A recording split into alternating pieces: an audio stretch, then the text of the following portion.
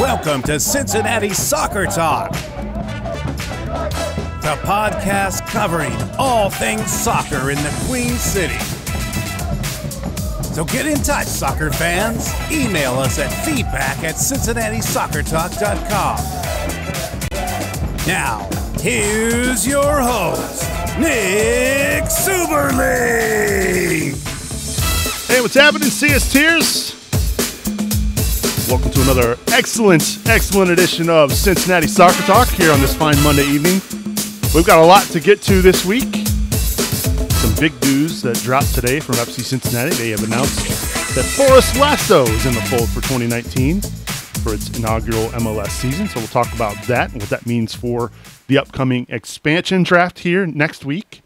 And we've got a special guest joining us on the King's Hammer hotline a little bit later on in the program. Sam Stejskal from MLSsoccer.com has done a great job already covering the expansion happenings for FC Cincinnati. Had a great in-depth piece a couple weeks ago regarding the second DP that FC Cincinnati sounds like won't be signing over the summer. So we're going to visit with Sam here in just a few minutes to chat about everything that's going on as far as the expansion side of things for FC Cincinnati. Of course, if you want to get in touch with us, you always can. You can email us at feedback@cincinnati-soccer-talk.com. We got a lot of great feedback last week from listeners.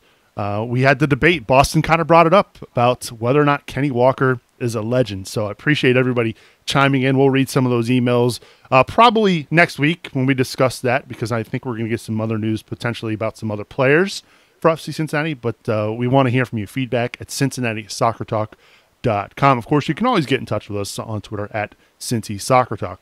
Hey, we don't have an episode captain this week, but that doesn't mean that you can't be wearing the armband for a future episode of CST. Head on over to cincinnati-soccertalk.com/support, where you can find out just how you can be an episode captain for Cincinnati Soccer Talk. All right, let's welcome in my tag team partners for this week. Let's welcome in Brad Weigel to the show. Brad, how are you? Dude, I'm excited. We got Sam Stejskal. I've been looking forward to talk to him for a couple months now. We've been exchanging some DMs on Twitter, and I kind of felt like this was the right week to get him on. Kind of in that same mold as Jeff Reuter. I'm expecting a lot of big things tonight, and should be a lot of fun. Yeah, it should be. I'm looking forward to getting a chance to chat with Sam. I've heard him quite a bit on the Extra Time Radio podcast, so for those of you who are fans of that podcast and you listen to that, he's always got a lot of interesting tidbits of Major League Soccer goodness. So I'm looking forward to catching up with him. I'm glad to see, too, Brad, that you've recovered from the derby from the weekend. Dude, hey, you know what? Buckeyes won the Big Ten championship, so we'll go with that. All right. And you know what? I got to give a regards out to somebody because I wasn't able to give a best last week because I wasn't on the show. But Tina, you know who I'm talking to. How about them Buckeyes? Oh, man. And quickly the show has derailed itself. No, I'm kidding, Brad. Congrats to you. Sorry you didn't make the playoff. I think we just earned our first 1-star rating on Apple now. Yeah, you might be right. Let's welcome into the show Rob Pierce back. It's been a few weeks, Rob, but glad to have you back. How are you? Doing better now. About an hour ago, my mic stand broke, and I was kind of scrambling around for a backup. We had a few different backup options, but we've got a clamp sitting here on top of the mic clamp. My handyman skills are non-existent. My wife Claire had some quick thinking, so my appearance tonight is brought to you by her. Well, we appreciate her fine efforts to get you back on the air. You could have fooled me. It looks fantastic from where I'm sitting, Rob. So good stuff as always.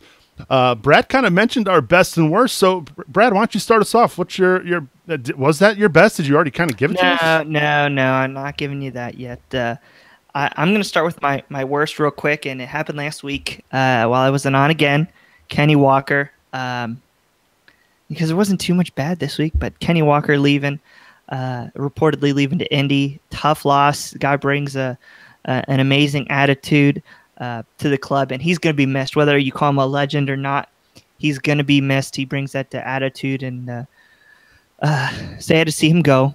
But my best, not really FC Cincinnati related, but I encourage everybody to go out and watch it or read it because it was done by a FC Cincinnati supporter. But Ronnie Salerno, he's got his blog called Queen City Discovery. He wrote a tremendous piece about the Kings Island monorail and how it transitioned to out here in Fairfield at Jungle Gyms, and I just thought it was cool. It was a neat thing to write about, writing that as a young kid.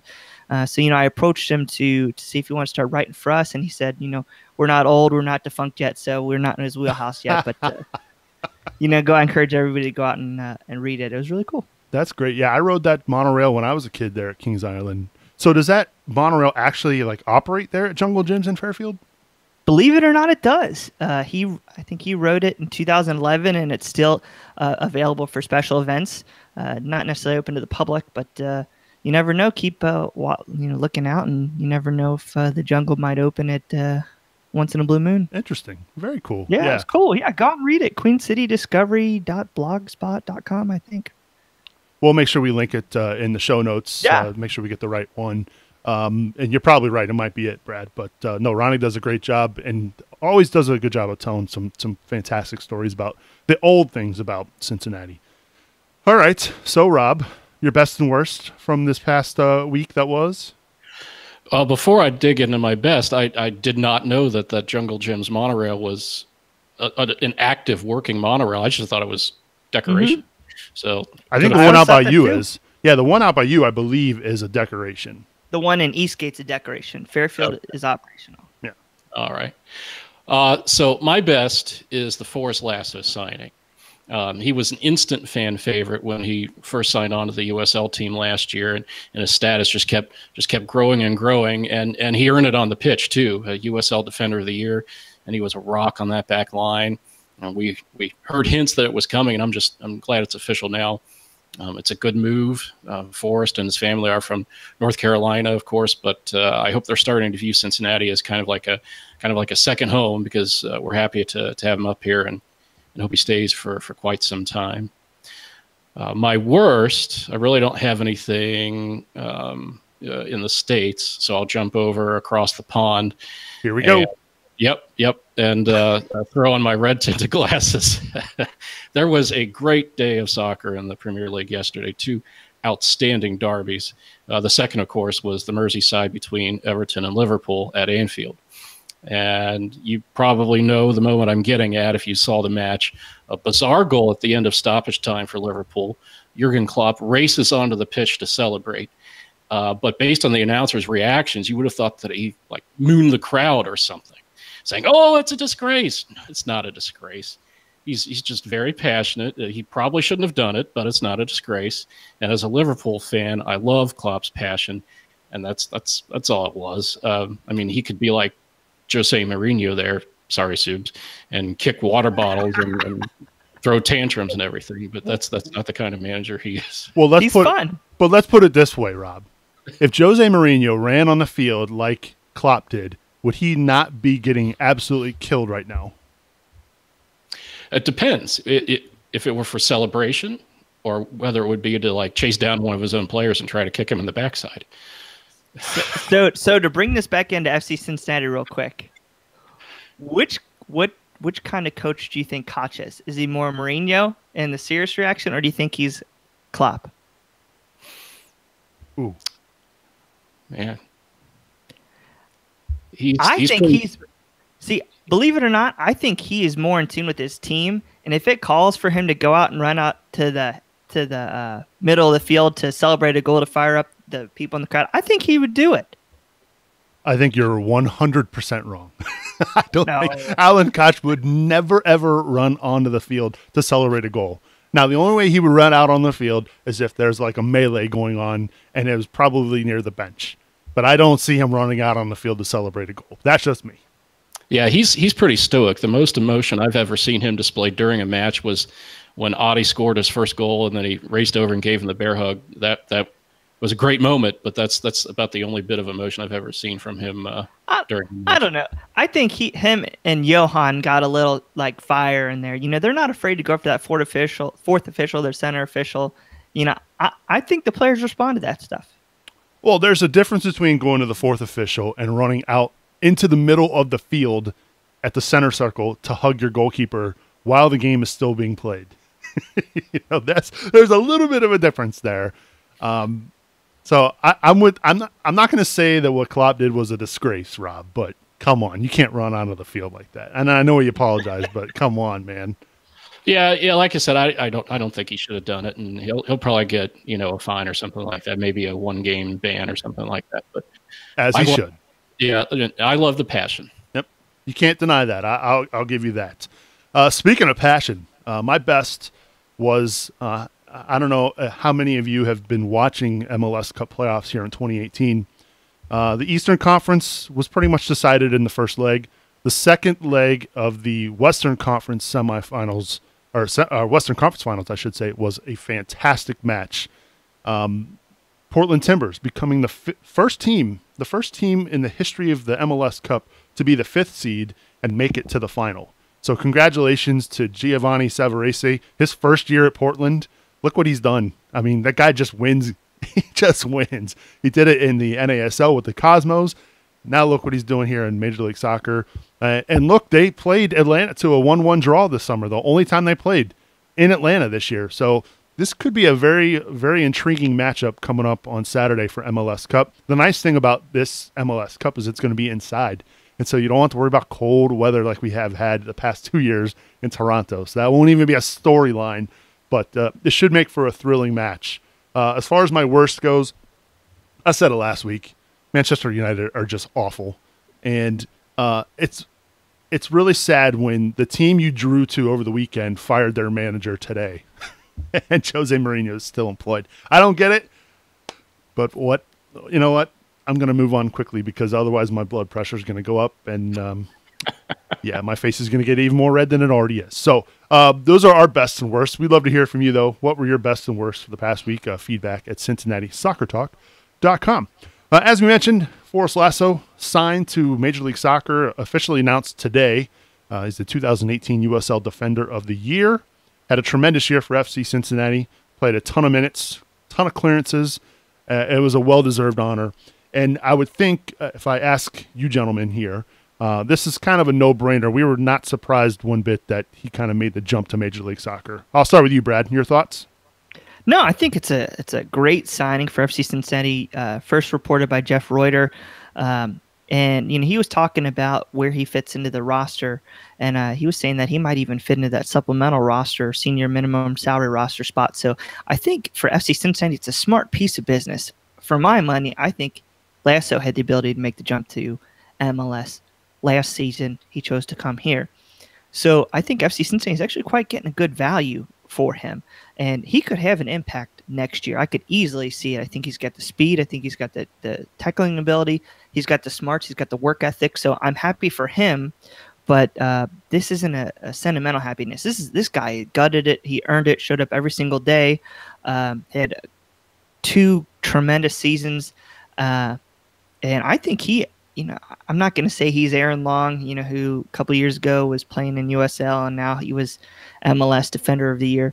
I'm not going to go that far, but I think Lasso has the potential to make a dramatic impact, because he's only 25. He's got a lot of years left in those legs, so I'm excited to see him. Yeah, he certainly has room to grow from a development standpoint. There's no question about that. I think this signing, Rob, is probably an indication that. And look, this is not me knocking Forrest whatsoever. But my guess is this is more of a depth signing for FC Cincinnati, somebody that could be a training, somebody who's going to be big in training for them, obviously. But I don't see him being penciled in as your starter in game one for FC Cincinnati at center back. Do you? No, I think that's right. He'll have to earn his time next year in MLS, just the same way he did in USL. But there's no doubt that he will earn some time. And Brad mentioned just a second ago his age. This is a great, potentially a great long-term investment for FC Cincinnati. He could just be a rock back there for some years to come, and who knows, he could wind up in a few years being that kind of player. Yeah. Go ahead, Brad. If at worst he's the third center back, sure, I'm very confident in that. I've seen some of the players that the crew, just because I've watched them more often than any other MLS franchise. But I've seen who they've trotted out as a third center back, and I would take, for my money, Lasso. He mentioned that he looks up to Walker Zimmerman, even though they played. I think Walker Zimmerman played at Furman, and Lasso played at Wofford. So they've got a lot of similar backgrounds, and I think that Lasso just needs a chance. And I said coming into this season that Corbin Bone was typically like they've brought in people to replace him, but yet he continues to strive and continues to succeed. And look what happened this year. He was wonderful, and he earned a spot. And I think this is going to be Lasso next season, where he's going to have to work, but I'm going to bet on him every single time. And I would not be shocked if he plays a prominent role, maybe not the first game, just because it takes time and there's a proving out process, but I think he's going to be tough to beat on. He just has that next level speed, I believe, from what I see. But Alan Koch is a better talent evaluator than myself. He's brought in tremendous guys, and so we'll see what he brings in. But this is a signing unlike some of the others that I think you will have an effect this coming season. And I think too, if you think about it, this is going to be a big. It's going to be big for Forrest's development, because he's going to be paired with some really talented center backs in this league. Some guys that have played a lot of minutes in Major League Soccer. At least we're anticipating. We're hoping that, through this expansion draft, through potential trades and whatnot, Rob, that they're going to be bringing in some high-quality center backs in this league. It's a chance for him to learn, much like he did from this past year with a guy like Dekel Kynan.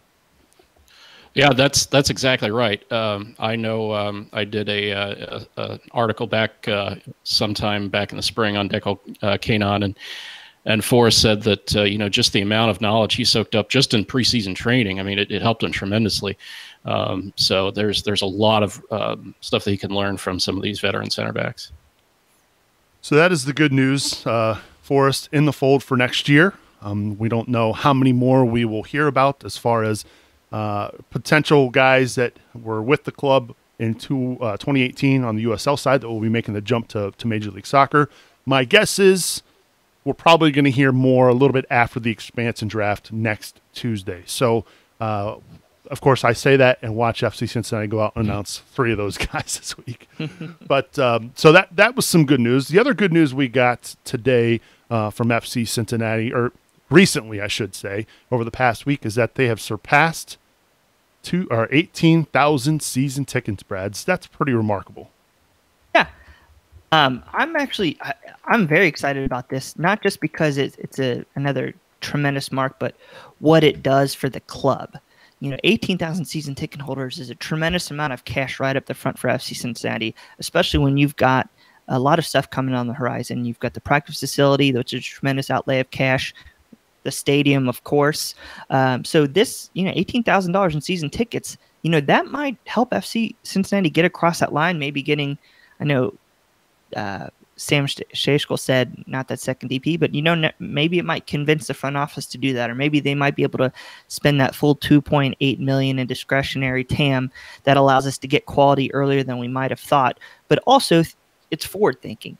When you have 18,000 season ticket holders, the attrition, I wouldn't say the attrition rate, but I wouldn't think it's very high. I think they're still adding to that ticket base. So what that does is it gives the ownership group, the the Carl Leonards of the world that extra confidence to outlay more cash to build a larger stadium. So I know originally we were talking 20,000. Now we've heard 23.5. Well, now I know we're going to talk about it a little bit later, but they're talking about 26,500 seats. What that does is it just brings more money into the coffers if we can fill up the stadium. So I'm excited to see it. It shows our ability to do long-term future. That way we can just spend this money, build the stadium right off the bat versus having to hope we expand. And then, when you start to expand incrementally, the costs are associated versus when you build it all at once, it's, cheaper concrete, cheaper drywall, cheaper seats when you buy it all in bulk at once. So it's big, and it's something I hope FC Cincinnati takes advantage of. And one of the cool things, and we spotlighted it last week, Trisha did a great job with the article, Rob. We saw some renderings of the stadium, and it looks like we're going to see a Bailey that's all the way down to field level, which is good news for supporters. Yeah. I kind of have mixed feelings about that. I kind of think that the crow's nest feature is something that can be very, very intimidating for opposing goalkeepers. And in fact, I think one opposing goalkeeper, at least, I think it was during the U.S. Open Cup run in 2017, mentioned how intimidating it was. But if you drop it down to the ground and you have the canopy overhead, then you still have a little bit of acoustical, power, so to speak. Yeah. I think that's the biggest thing is going to be noise, and whatever they can do to make it loud there in the Bailey at the new stadium there in the West End. If you didn't catch that, go check it out over on our website, CincinnatiSoccerTalk.com. As I mentioned, Trishan did a great job with that. You can see some stadium designs as far as the architecture goes, the plans and whatnot. And but I think the biggest news from the piece and from I guess from the club in general here is the fact that they've got 18,000 season ticket holders for next season. That's remarkable. So again, check it out over at the website, CincinnatiSoccerTalk.com. Well, as we mentioned earlier in the show, we are really thrilled to have this gentleman join us tonight on the King's Hammer Hotline. You've heard him on podcasts like Extra Time Radio. He does a great job of writing over at MLSsoccer.com. He is the one and only Sam Stejskal, and he joins us now on the King's Hammer Hotline. Sam, welcome to Cincinnati Soccer Talk. How are you? Thanks so much for having me on. I'm doing well. How about yourselves? We're doing well. We're excited to have you on. You're kind of the guy who's been filling us in over there at MLSsoccer.com regarding expansion in FC Cincinnati and what some of the plans have been for the club, especially when it comes to the DP side of things. Let's talk a little bit about where the team is at the moment from an expansion standpoint. Are they behind the game, or are they kind of on pace where they should be at this point in their upcoming season? In terms of overall number of signings, I think they're about where they should be. Excuse me. You don't really need to have a full team in place right now. Luke Sassano said that they're going to have 8 to 10 guys from their USL roster with them in MLS. That includes Adi and Alashe. Mm-hmm. I think they're at 5 now in terms of announcements. I think maybe 6 with Jimmy McLaughlin being reported already. So probably a few more on tap there from the USL team.